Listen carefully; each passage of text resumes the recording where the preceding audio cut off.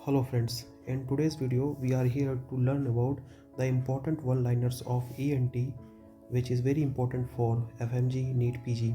So without wasting any time, let us start. तो सबसे पहले हम क्या देखेंगे एयर that is ऑटोलॉजी. ओके, तो यहाँ पे मोस्ट कॉमन ओसाइकिल टू फ्रैक्चर मतलब जो है तीनों ओसाइकिल जैसे आपके मैलियस इनकस और स्टेपिस, ये तीन ओसाइकिल्स होते हैं आपके. ठीक है, तो इनमें से जो मोस्ट कॉमन ओसाइकिल जो कि फ्रैक्चर बहुत इजीली इसमें हो जाता है वो कौन सा है आपका इनकस. और स्मॉलेस्ट ओसाइकिल की अगर हम बात करें तो स्टेप्स जो कि सबको मालूम होता है. ठीक है, उसके बाद हम बात करें यहाँ पे muscle supplied by the cranial number 7. Cranial number 7 में कौन सी मसल है और कौन सी जो है क्रेनियल नंबर है वो है आपकी फेशियल मसल. ठीक है, उसके बाद ईयर में तो कौन सी है यहाँ पे stapedius. Okay, hearing loss in, यहाँ पे hearing loss in osteosclerosis. Osteosclerosis में जो है कौन से टाइप का हेयरिंग लॉस होता है. देखिए दो तरीके का हेयरिंग लॉस है. एक हो जाएगा आपका कंडक्टिव हेयरिंग लॉस और दूसरा जो अभी आएगा तो उसके बारे में हम बात करेंगे. ठीक है, तो यहाँ पे देखिए कंडक्टिंग हेयरिंग लॉस है जिसमें क्या होता है आपका कोहार्ट नॉच एट 2000 हर्ट्ज पे जो है आपको देखने को मिलेगा. उसके बाद यहाँ पे hearing test in the conductive loss मतलब कंडक्टिव लॉस में कौन सा हेयरिंग टेस्ट करते हैं. तो यहाँ पे वेबर, यहाँ पे लेटरलाइज टू अफेक्टेड ईयर. इसमें क्या होता है जो वेबर लेटरलाइज होता है कहाँ पे, जो ईयर आपका अफेक्ट हो गया उसकी तरफ. उसके बाद यहाँ पे हेयरिंग टेस्ट इन सेंसरी न्यूरल हेयरिंग लॉस की अगर बात करें, इसमें कौन सा, इसमें भी आपका वेबर लेटरलाइज होगा लेकिन नॉर्मल ईयर. इसमें जो था अगर कंडक्टिव लॉस है तो उसमें जो है आपका अफेक्टेड ईयर की तरफ, और अगर आपका सेंसरी न्यूरल हेयरिंग लॉस वाला है तो उस केस में आपका नॉर्मल ईयर की तरफ. ओके, और मोस्ट कॉमन कॉज ऑफ यहाँ पे सेंसरी न्यूरल हेयरिंग लॉस की अगर बात की जाए तो यहाँ पे प्रेसबाइकस एज रिलेटेड हेयरिंग लॉस, जो कि क्या है एक तरह का एज रिलेटिंग हेयरिंग लॉस होता है. जैसे जैसे क्या होता है ना, यहाँ पे आपकी एज जो है वो बढ़ती रहेगी तो यहाँ पे हेयरिंग जो कैपेबिलिटी होती है वो धीरे धीरे क्या हो जाएगी, एज के साथ साथ वो घटती चली जाएगी. और यहाँ पे year disease in the diabetic, diabetic में कौन सी ईयर डिजीज़ होती है तो ये हो जाएगा आपका मैलिग्नेंट ओटाइटिस एक्सटर्ना. क्या हो जाएगा आपका मैलिग्नेंट ओटाइटिस एक्सटर्ना जो कि यूजली जो है कौन से माइक्रो ऑर्गेनिज्म के द्वारा होता है, यहाँ पे सीडोमोनास के द्वारा होती है. यहाँ पे ब्लू ईयरड्रम अपीयरेंस आपको कब देखने को, तो यहाँ पे होमोटेम्पेनम जो कि क्या होता है बेसल स्कल फ्रैक्चर, जो बेसल स्कल का फ्रैक्चर होता है उस केस में जो है आपको ब्लू ईयरड्रम अपीयरेंस जो है वो देखने को मिलेगी. देन आफ्टर यहाँ पे most common tumour of year, year का जो है मोस्ट कॉमन ट्यूमर कौन सा है वो हो जाएगा आपका वेस्टिबुलर सैनोमा, जिसमें कौन सी नर्व आपकी एसोसिएटेड होती है वो हो जाएगी आपकी cranial number 7 that is facial.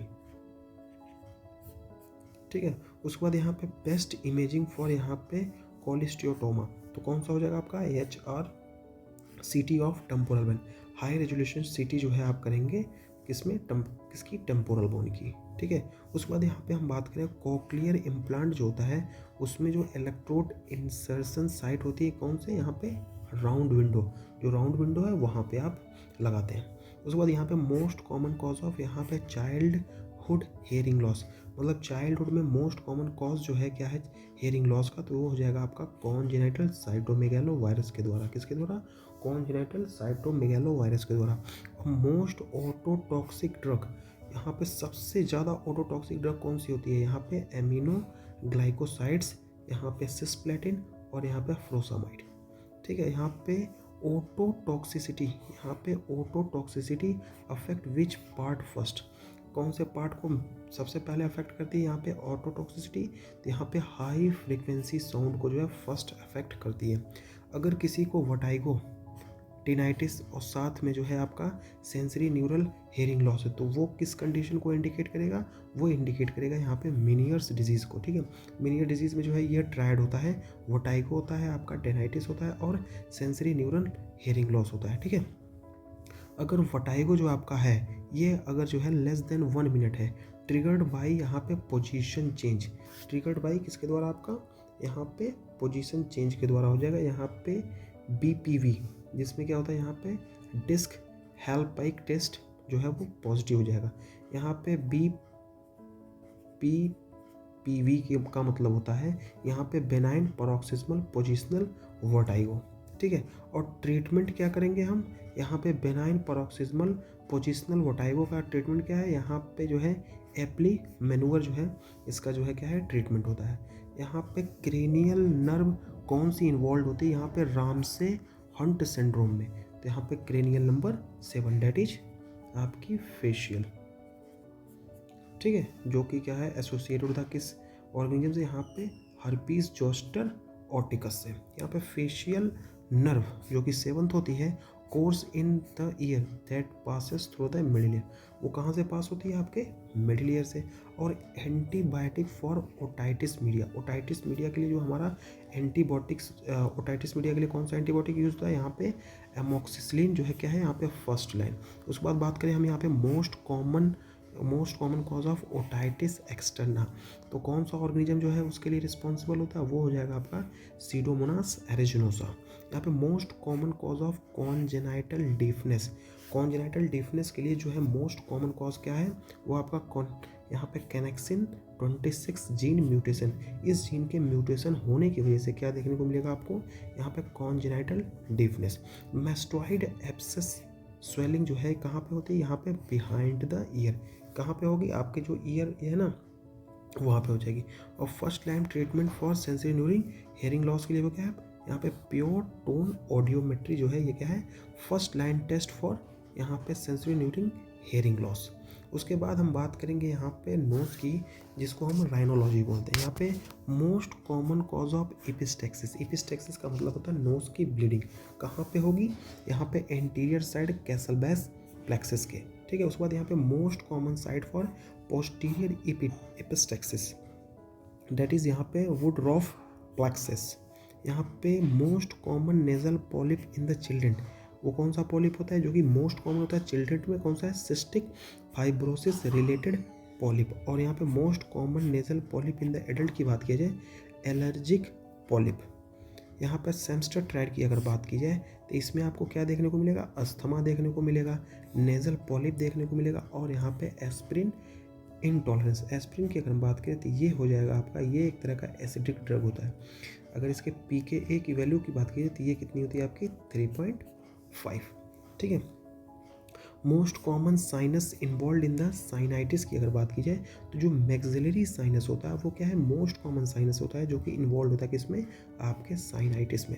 उसके बाद यहाँ पे जो पॉट्स पफी ट्यूमर की अगर बात की जाए तो ये किससे एसोसिएटेड होता है, ये एसोसिएटेड होता है आपका फ्रंटल साइनस ऑस्टियोमाइलाइटिस से। यहाँ पे गोल्ड स्टैंडर्ड फॉर यहाँ पे साइनाइटिस इमेजिंग के लिए क्या है आपका CTPNS, ठीक है। उसके बाद यहाँ पे CASF राइनोरिया टेस्ट, मतलब cerebrospinal fluid rhinorrhoea test की बात की जाए तो इसमें ये किससे एसोसिएटेड है, ये आपका एसोसिएटेड होता है β2 ट्रांसफेरिन। इन्वर्टेड पैपिलोमा एसोसिएशन की अगर बात की जाए तो ये किससे एसोसिएटेड होता है, ये हो जाएगा आपका ह्यूमन पैपिलोमा वायरस। उसके बाद यहाँ पे स्क्वेमस सेल कार्सिनोमा से जो है ये एसोसिएटेड होता है। और मोस्ट एग्रेसिव यहाँ पे जो है साइनोनेजल ट्यूमर कौन सा होता है, वो हो जाएगा आपका यहाँ, वो क्या हो जाएगा आपका एस्थीसियो न्यूरोब्लास्टोमा। यहाँ पे सेप्टल हेमाटोमा कॉम्प्लिकेशन की अगर बात की जाए तो ये क्या हो जाएगा आपका सैडल नोज डिफॉर्मिटी, ठीक है। यहाँ पे danger area of the face that is यहाँ पे cavernous sinus thrombosis zone. Cavernous sinus thrombosis zone की अगर बात कीजिए तो ये क्या है आपका dangerous area of the face है। और मोस्ट कॉमन जो ऑर्गेनिज्म जो कि रिस्पॉन्सिबल होता है किसके लिए, साइनाइटिस के लिए, वो कौन सा हो जाएगा स्ट्रेप्टोकोकस निमोनी। और यहाँ पे अगर हम बात करें यहाँ पे fungal sinusitis in the diabetes, fungal sinusitis in the diabetes की अगर बात करें तो कौन सा हो जाएगा म्यूकर माइकोसिस, जिसको हम बोलते हैं ब्लैक एशकार। और क्रेनियल नर्व जो कि pass through the cavernous sinus, यहाँ पे क्रेनियल नर्व जो कि पास होती है यहाँ पे कैवर्नस साइनस है। तो cranial nerve number 3, 4th, 5th का V1 ब्रांच, V2 ब्रांच, और यहाँ पे 6th। यहाँ पे क्रेनियल नंबर 3 कौन सी होती है, वो हो जाएगी आपकी ओक्लोमोटर। उसके बाद हम बात करेंगे क्रेनियल नंबर 4 की, तो क्रेनियल नंबर 4 कौन सी हो जाएगी, वो हो जाएगी आपकी ट्रोक्लियर। उसके बाद क्रेनियल नंबर हम बात करेंगे 5 जो कि होती है ट्राइजेमाइनल। और ट्राइजेमाइनल में कितनी ब्रांच होती है, यहाँ पे V1, V2 और V3।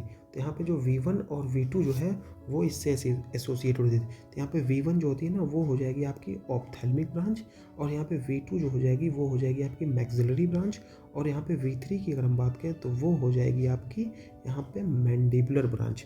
उसके बाद आपकी कौन सी आती है, यहाँ पे ट्राइजेमिनल के बाद यहाँ पे एब्ड्यूसेंट जो है नर्व वो आती है। तो ये जो है क्रेनियल नर्व है जो कि पास होती है कहाँ से, कैवर्नस साइनस से।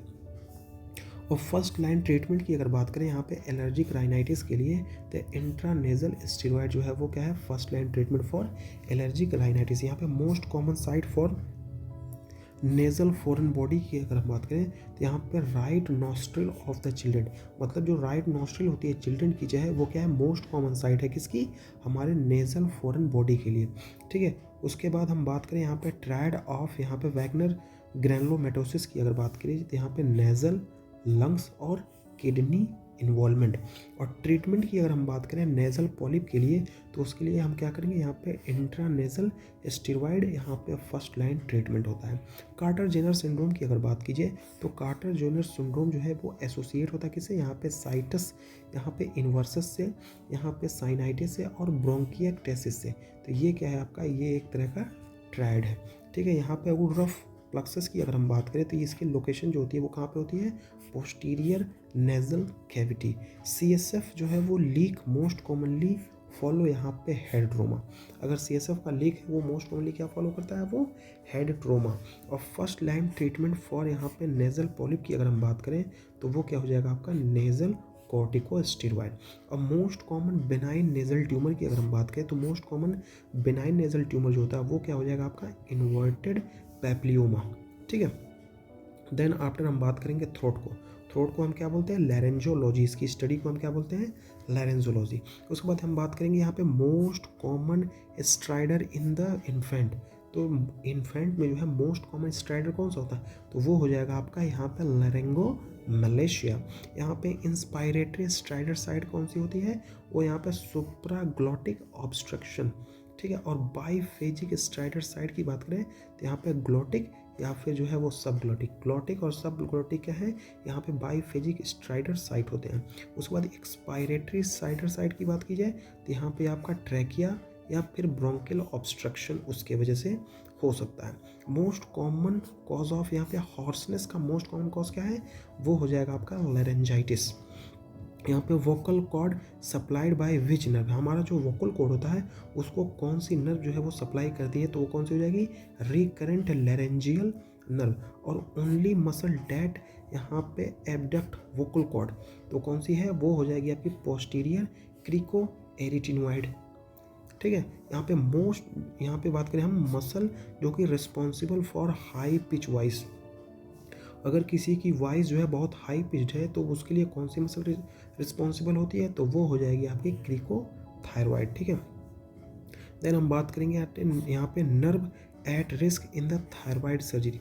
मतलब अगर आप थायरॉइड सर्जरी कर रहे हैं तो कौन सी नर्व की जो है इंजरी हो सकती है, या कौन सी नर्व जो है बहुत ही रिस्क उसमें हो सकता है, तो कौन सी है, वो रिकरेंट लैरेंजियल नर्व, जो कि क्या है, यहाँ पे ऐसी नर्व है जिसमें क्या होता है, रिस्क इन थायरॉइड सर्जरी। यहाँ पे उसके बाद लुडविग एंजाइना की अगर बात की जाए तो लुडविग एंजाइना क्या है, यहाँ पे सब मैंडिबुलर स्पेस इन्फेक्शन होता है। उसके बाद हम बात करें यहाँ पे क्विंसी, डेट इज़ यहाँ पे पेरीटॉन्सिलर एब्सिस। इसके क्या फीचर होंगे, यहाँ पे आपको ट्रिस्मस देखने को मिलेगा और यहाँ पे जो है यूविलर डेविएशन जो है वो आपको देखने को मिलेगा। Most common malignant laryngeal tumour, मतलब सबसे ज़्यादा जो मैलिग्नेंट लैरेंजियल ट्यूमर है मोस्ट कॉमन कौन सा है, वो हो जाएगा आपका squamous cell carcinoma, that is SCC। Hutchinson triad की अगर हम बात करें तो यहाँ पे हचिंसन ट्राइड एक तरह का जो है कॉन्जेनाइटल सिफिलिस। इसमें क्या होता है, आपको हचिंसन टिथ देखने को मिले। नॉर्मली क्या होता है, टिथ ऐसे होता है, लेकिन हचिंसन टिथ की आप देखेंगे ना तो ऐसे ऐसे होगा। यहाँ पे कुछ मतलब जो है थोड़ा बड़ा बनाता हूँ मैं, ऐसे ऐसे हचिंसन टिथ ऐसे देखने को मिलेगा आपको। इंटेस्टाइनल केराटाइटिस, उसके साथ साथ यहाँ पे डीफनेस। यहाँ पे first line treatment for acute tonsillitis, यहाँ पे एक्यूट टॉन्सिलाइटिस का जो है यहाँ पे फर्स्ट लाइन ट्रीटमेंट क्या है, वो हो जाएगा आपका पेनिसिलिन। यहाँ पे लैरेंजियल नर्व जो कि इंजर्ड इन द थायराइडेक्टोमी की बात करें तो यहाँ पे कौन सी हो जाएगी, तो यहाँ पे रिकरेंट लैरेंजियल नर्व जो कि इंजर्ड होती है किसमें, यहाँ पे थायराइडेक्टोमी में। यहाँ पे hot potato voice, hot potato voice कब देखने को मिलेगा, अगर आपको पेरिटोन्सिलर एब्सिस है तो उस कंडीशन में जो है आपको यहाँ पे hot potato voice like voice आपको देखने को मिलेगी। उसके बाद हम बात करें यहाँ पे thumb sign on the x-ray, x-ray पे आपको थंब साइन कब देखने को मिलेगी, एपिग्लोटाइटिस के कंडीशन में, ठीक है। यहाँ पे स्टेपल साइन की अगर बात की जाए तो स्टेपल साइन आपको एक्सरे पे कब देखने को मिलेगी, तो वो देखने को मिलेगी आप कब देखने को मिलेगी, क्रूप के कंडीशन में, डेट इज लैरिंगोट्रैकियो ब्रोंकाइटिस के केस में।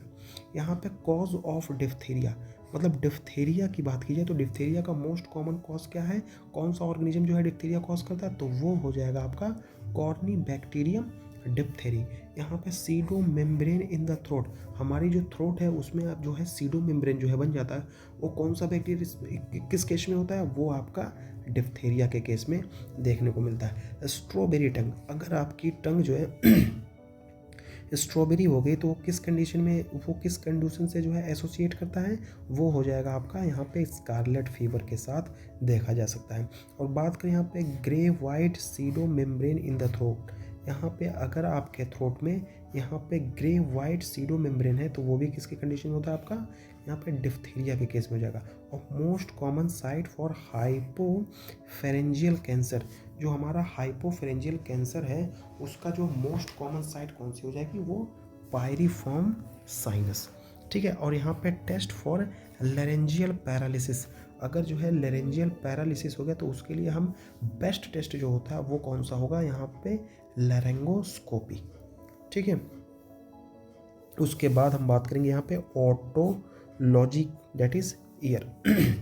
यहाँ पे जो है आपको एक triangle seen in the normal tympanic membrane, मतलब ट्रायंगल जो है सीन होता है इन नॉर्मल टिम्पैनिक मेम्ब्रेन, जो कि क्या यहाँ पे लाइट को रिफ्लेक्स करता है, कहाँ पे, इन पार्स टेंशन में। और यहाँ पे commonest cause of year discharge in the children, अगर कोई बच्चा है, ठीक है, और उसमें कॉमनेस्ट कॉज क्या है ईयर डिस्चार्ज का, तो यहाँ पे एक्यूट ओटाइटिस मीडिया क्या है, यहाँ पे मोस्ट कॉमनेस्ट कॉज क्या है, year discharge in the children. और यहाँ पे जो है अगर हम बात करेंगे यहाँ पे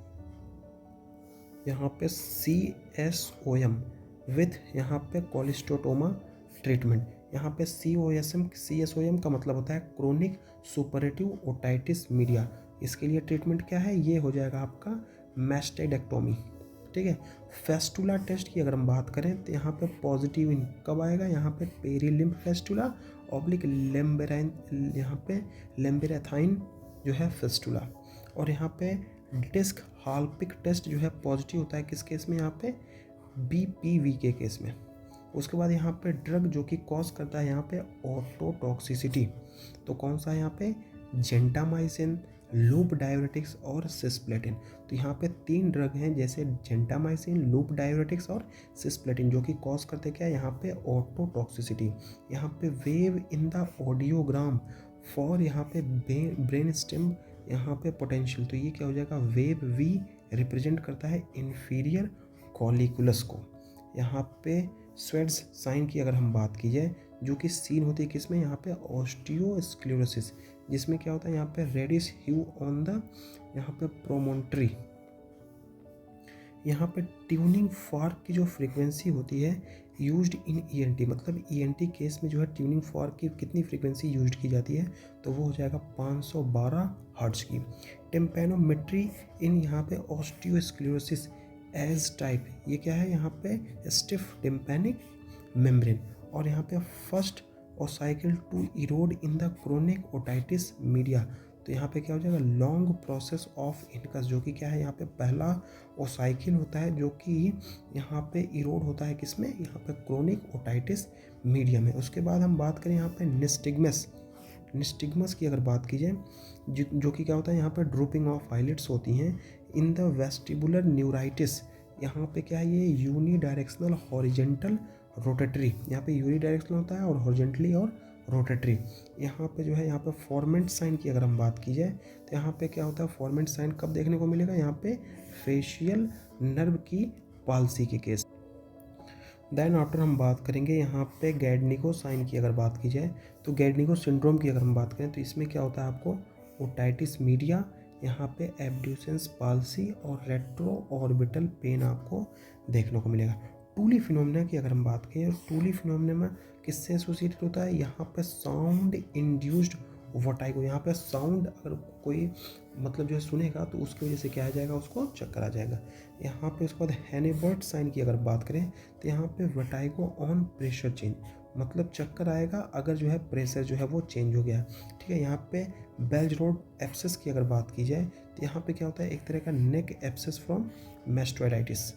यहाँ पे VEMP टेस्ट एब्सेस, VEMP इसका मतलब होता है यहाँ पे vestibular evoked myogenic potential test, जो कि क्या होता है किसके लिए, यहाँ पे saccule oblique inferior vestibular nerve के लिए होता है। उसके बाद यहाँ पे मार्कस गन जॉ, यहाँ पे विकनिंग सिंड्रोम, ये किसके लिए है, ये हो जाएगा आपका ट्राइजेमाइनल यहाँ पे फेशियल सिनकाइनेसिस के कंडीशन में। सुपीरियर, यहाँ पे सुपीरियर सेमी सर्कुलर यहाँ पे कैनाल डेहिजेंस, तो ये क्या हो जाएगा आपका यहाँ पे कंडक्टिव हेयरिंग लॉस के साथ साथ वर्टाइगो भी। देन आफ्टर हम बात करेंगे यहाँ पे राइनोलॉजी में कुछ इंपॉर्टेंट, यहाँ पे Holman Miller sign, Holman Miller sign जो है आपको कहाँ देखने को मिलेगा, यहाँ पे ज्योनाइल नेजोफेरेंजियल, यहाँ पे एंजियोफाइब्रोमा, जिसको शॉर्ट में हम JNA कहते हैं। बहुत ही इंपॉर्टेंट पॉइंट है, हॉलमैन मिलर साइन कहाँ देखने को मिलेगा, ज्योनाइल नेजोफेरेंजियल एंजियोफाइब्रोमा में। देन हम बात करें यहाँ पे सेप्टल परफोरेशन कॉजेस, अगर सेप्टल परफोरेशन हो गया क्या कॉज करेगा, यहाँ पे ट्रोमा, यहाँ पे कोकीन के यूज़ से जो है वो भी जो है यहाँ पे सेप्टल परफोरेशन हो जाता है, और ग्रेनुलोमेटोसिस डिजीज़ के केस में भी होता है। CSF का अगर लीकेज हो रहा है तो उसके लिए मैनेजमेंट क्या है, यहाँ पे कंजर्वेटिव मैनेजमेंट, साथ में जो है लंबर ड्रेनेज और सर्जरी, ये क्या है CSF का management in case of CSF leak. यहाँ पे सेमस्टर ट्राइड की अगर हम बात की जाए तो इसमें आपको asthma, nasal polyp, aspirin intolerance जो है ये सेम्टर्स ट्राइड है।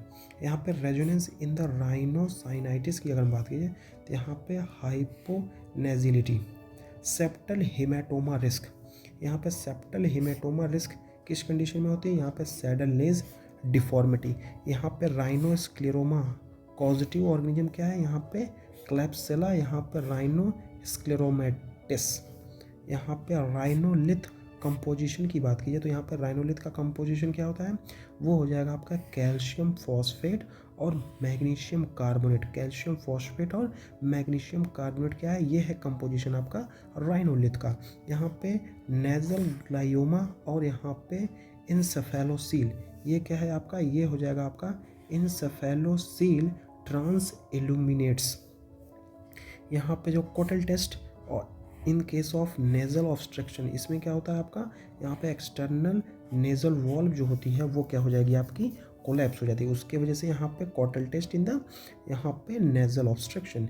यहाँ पे epiphora in the nasal disease block करता है किसको, यहाँ पे नेजोलैक्राइमल डक्ट को। यहाँ पे इम्पटी नोज सिंड्रोम कॉजेस, जो इम्पटी नोज सिंड्रोम है वो क्या कॉज करता है, यहाँ पे एक्सेसिव टर्बिनेट, यहाँ पे रिसेक्शन, यहाँ पे सुपीरियर टर्मिनेट होता है, इन्फीरियर टर्मिनेट होता है, यहाँ पे मिडिल टर्मिनेट होता है। ठीक है, उसमें क्या हो जाएगा आपको, उसको क्या करना पड़ेगा आपका, रिसेक्शन।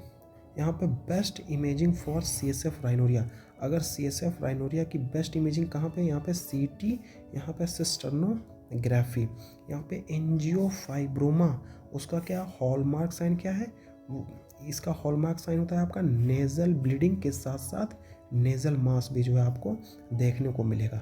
और मोस्ट कॉमन साइट की अगर हम बात करें किसकी, नेजोफेरेंजियल कार्सिनोमा की, तो वो हो जाएगा आपका फोसा ऑफ रोजनमुलर। फोसा ऑफ रोजनमुलर ये क्या है आपकी मोस्ट कॉमन साइट है किसकी, नेजोफेरेंजियल कार्सिनोमा की। उसके बाद हम बात करेंगे देन आफ्टर हम बात करेंगे एस्थीसियो न्यूरोब्लास्टोमा की ओरिजिन, तो वो हो जाएगी आपकी यहाँ पे olfactory neuro epithelium. Olfactory neuro epithelium से जो है यहाँ पे एस्थीसियो न्यूरोब्लास्टोमा की ओरिजिन होती है। उसके बाद हम बात करें यहाँ पे कार्टर जेनर सिंड्रोम जो है डिफेक्ट, यहाँ पे डाइनिन आर्म डिसफंक्शन, यहाँ पे क्या होता है, इस कंडीशन में क्या होता है, कार्टर जेनर सिंड्रोम में यहाँ पे डाइनिन आर्म की डिसफंक्शन हो जाएगी। नेजल सेप्टल एब्सेस कॉजेज, जो हमारा नेजल सेप्टस एब्सेस कॉज क्या होता है, यहाँ पे ट्रोमा की वजह से या फिर जो है इन्फेक्शन। यहाँ पे एलर्जिक सोल्यूट सीन जो है कहाँ पे देखने को मिलेगा, एलर्जिक राइनाइटिस के केस में। यहाँ पे सिल्वर स्टेनिंग इन फंगल साइनाइटिस किसके लिए की जाती है, यहाँ पे म्यूकर माइकोसिस के लिए की जाती है। ठीक है, उसके बाद हम बात करेंगे लैरिंगोलॉजी, उसके बाद यहाँ पे और फेरिंग्स की। तो यहाँ पे स्ट्रीडर जो होता है वो इन ग्रुप कब देखने को मिलेगा, यहाँ पे इंस्पायरेटरी और बार्किंग कफ के केस में। स्ट्रीडर in the foreign body aspiration, अगर हम फॉरेन बॉडी को एस्पायरेट कर लेंगे, जो स्ट्रीडर दिखाएंगे कब देखेंगे, यहाँ पे एक्सपायरेटरी वीज के कंडीशन में। हॉर्सनेस अगर greater than 2 week rule out for malignancy, अगर हॉर्सनेस जो है वो 2 वीक से ज़्यादा तक है तो यहाँ पे क्या रूल आउट करेंगे, हम मेलेग्नेंसी को रूल आउट करते हैं। यहाँ पे इंस्पायरेटरी स्ट्राइडर कॉजेज, यहाँ पे लैरिंगोमलेशिया ऑब्लिक एपिग्लोटाइटिस, ये 2 कंडीशन है जो कि इंस्पायरेटरी स्ट्राइडर से जो है एसोसिएटेड है। उसके बाद हम बात करेंगे यहाँ पे एक्सपायरेटरी स्ट्राइडर कॉजेज, यहाँ पे ट्रैकोमलेशिया और ब्रोंकियल ऑब्स्ट्रक्शन। यहाँ पे जिंकर डाइवर्टिकुलम जो कि लोकेटेड होता है कहाँ पे, किलियंस डाइसेंस। किलियंस डाइसेंस में जो है आपका जिंकर डाइवर्टिकुलम जो है क्या है, वो लोकेटेड होता है। सल्कस वोकैलिस कॉज, यहाँ पे जो सल्कस वोकैलिस होता है वो कॉज करता है यहाँ पे वोकल एब्यूज ऑब्लिक यहाँ पे reflex. Bamboo node in, bamboo node कहाँ पे देखने को मिलेगी, वो आपको देखने को मिलेगी रूमेटॉइड अर्थराइटिस के केस में। और यहाँ पे फ्रेश बाई, यहाँ पे लैरिंग्स कॉजेस एजिंग, यहाँ पे वोकल कॉर्ड एट्रोफी, जैसे जैसे एजिंग जाएगी यहाँ पे वोकल कॉर्ड की एट्रोफी जो है आपको देखने को मिलेगा। यहाँ पे लैरिंगोसील कॉजेस इंक्रीज्ड इंट्रालैरिंजियल प्रेशर, यहाँ पे लैरिंगोसील क्या कॉज करता है, यहाँ पे जो इंट्रालैरिंजियल प्रेशर है उसको क्या करता है, ये इंक्रीज कर देता है।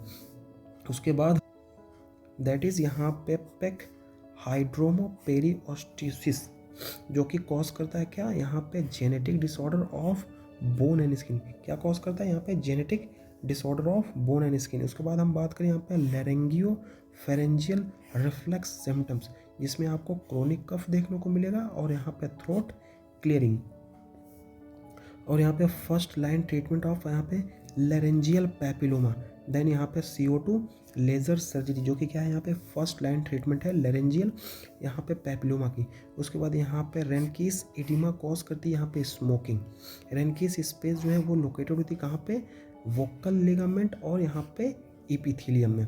ग्लोबस, यहाँ पे globus pharyngeus feeling of lump in the throat. उसके बाद हम बात करेंगे यहाँ पे most common cause of paediatric यहाँ पे स्ट्राइडर, तो क्या हो जाएगा, मोस्ट कॉमन कॉज क्या होता है, यहाँ पे लैरिंगोमलेशिया इंपॉर्टेंट है। ठीक है, उसके बाद यहाँ पे माइक्रोस्टोमिया इन, मतलब माइक्रोस्टोमिया आप कहाँ पे देखने को मिलेगा, यहाँ पे फ्रीमैन सिल्डन सिंड्रोम में। कहाँ देखने को मिलेगा, फ्रीमैन सिल्डन सिंड्रोम में। Foreign body in the oesophagus position, तो यहाँ पे कहाँ देखने को मिलेगा, कोरोनल प्लेन में। और यहाँ पे foreign body in trachea positioning, यहाँ पे सेजाइटल प्लेन, बहुत इंपॉर्टेंट। बहुत बार जो है आपको यहाँ पे एक रेडियोग्राफिकल इमेज पूछेगा, दे देगा, यहाँ पे लैटरल व्यू होगा या फिर एंटीरियर पोस्टीरियर या फिर पोस्टीरियर, और पूछेगा ये जो है ये क्वाइन जो है आपका ईसोफेगस में है या फिर क्वाइन जो है आपका वो ट्रेकिया में है। ठीक है, उसके बाद हम बात करेंगे हेड एंड नेक। यहाँ पे lymph node level in the nasopharyngeal carcinoma, तो लेवल 2nd एंड 5th। यहाँ पे first line treatment for head and neck squamous cell carcinoma, तो उसके लिए क्या हम सर्जरी और रेडिएशन कराएंगे। यहाँ पे बात करें यहाँ पे parapharyngeal space tumour, most common type कौन सा होता है, यहाँ पे प्लियोमॉर्फिक एडिनोमा। देन यहाँ पे थायरोग्लोसल सिस्ट मूव्स विथ, यहाँ पे जो थायरोग्लोसल सिस्ट है वो मूव करता है यहाँ पे जब आप स्वेलिंग करते हैं, यहाँ पे जब निकलते हैं तब, या फिर जो टंग है उसको हम क्या है प्रोट्रूजन करते हैं तब जो है वो यहाँ पे जो थायरोग्लोसल सिस्ट है वो मूव करता है। यहाँ पे ब्रैकियल सिस्ट लीजन की अगर बात, लोकेशन क्या है यहाँ पे एलोंग, यहाँ पे SCMS sternocleidomastoid, along the sternocleidomastoid, यहाँ पे उसके एंटीरियर बॉर्डर पे। यहाँ पे प्लगिंग रेनुला ओरिजिन की अगर हम बात करें तो यहाँ पे सब लिंगुअल ग्लैंड सिस्ट, यहाँ पे सेस्टिमिबी स्कैन की अगर हम बात करें तो यूज्ड इन यहाँ पे पैराथायरॉइड एडिनोमा के केस में क्या करते हैं हम ये स्कैन यूज़ करते हैं। उसके बाद हम बात करें यहाँ पे लुडविग एंजाइना कॉज यहाँ पे डेंटल इन्फेक्शन, यहाँ पे first bite syndrome seen in parapharyngeal tumour. Parapharyngeal tumour में आपको यहाँ पे फर्स्ट बाइट सिंड्रोम जो है वो देखने को मिलेगा, ठीक है। यहाँ पे most common salivary gland tumour, यहाँ पे जो स्लाइवरी ग्लैंड होती है उसमें कौन सा ट्यूमर होता है यहाँ पे प्लियोमॉर्फिक एरिया। देखिए हमारी 3 जो है स्लाइवरी ग्लैंड होती है, यहाँ पे पैरोटिड हो जाएगी, यहाँ पे मैक्सिलरी और यहाँ पे सबलिंगुअल, ठीक है। तो यहाँ पे क्या हो जाएगा प्लियोमॉर्फिक एडिनोमा। यहाँ पे मोस्ट कॉमन मैलिग्नेंट यहाँ पे स्लाइवरी ग्लैंड ट्यूमर कौन सा हो जाएगा म्यूको एपिडर्मोइड कार्सिनोमा। म्यूको एपिडर्मोइड कार्सिनोमा क्या है यहाँ पे most common malignant salivary gland tumour है। और नॉर्मली वैसे पूछा जाए कि यहाँ पे most common salivary gland tumour कौन सा है तो प्लियोमॉर्फिक एडिनोमा। म्यूकोसील ट्रीटमेंट, अगर म्यूकोसील है तो उसका ट्रीटमेंट क्या हुआ यहाँ पे उसको क्या करना पड़ेगा सर्जिकल एक्सीजन, मतलब सर्जरी करके उसको हमको बाहर निकालना पड़ेगा। यहाँ पे मैलिग्नेंट ओटाइटिस एक्सटर्ना का जो रिस्क फैक्टर क्या है तो यहाँ पे क्या हो जाएगा आपका डायबिटीज़ होता है और इम्यूनो सप्रेशन हो जाएगा। और यहाँ पे कॉमनेस्ट नर्व जो कि इन्वॉल्व होता है किसमें यहाँ पे पैरोटिड ट्यूमर में, तो यहाँ पे ट्यूमर में कौन सा होता है वो आपका हो जाएगा आपका फेशियल नर्व। उसके बाद हम बात करें यहाँ पे treatment of choice for carotid tumour body tumour, तो उसके लिए भी क्या करेंगे यहाँ पे सर्जिकल एक्सीजन। देखिए ज़्यादातर जो ट्यूमर होते हैं ना उनमें क्या करना पड़ता है यहाँ पे या तो सर्जिकल एक्सीजन करानी है या फिर जो है वो रेडिएशन थेरेपी कराते हैं, मोस्टली केस में जो है यही कराते हैं। तो ये था आपका कुछ इंपॉर्टेंट वन लाइनर जो कि बहुत ही इंपॉर्टेंट है यहाँ पे FMG के लिए और यहाँ पे नीट PG के लिए। होप आपको ये वीडियो अच्छी लगी हो। Thank you for watching, keep supporting and have a nice day. आप सब हमको जो है वो इंस्टाग्राम पे भी फॉलो कर सकते हैं मेडिकल गाइडलाइनर, और यहाँ पे PDF की अगर हम बात करें तो यहाँ पे PDF आपको हमारे टेलीग्राम चैनल पे जो है मिल जाएगी। आप मुझे इंस्टाग्राम पे DM करें तो मैं वहाँ पे आपको सेंड कर दूँगा, ठीक है। Thank you for watching, keep supporting and have a nice day.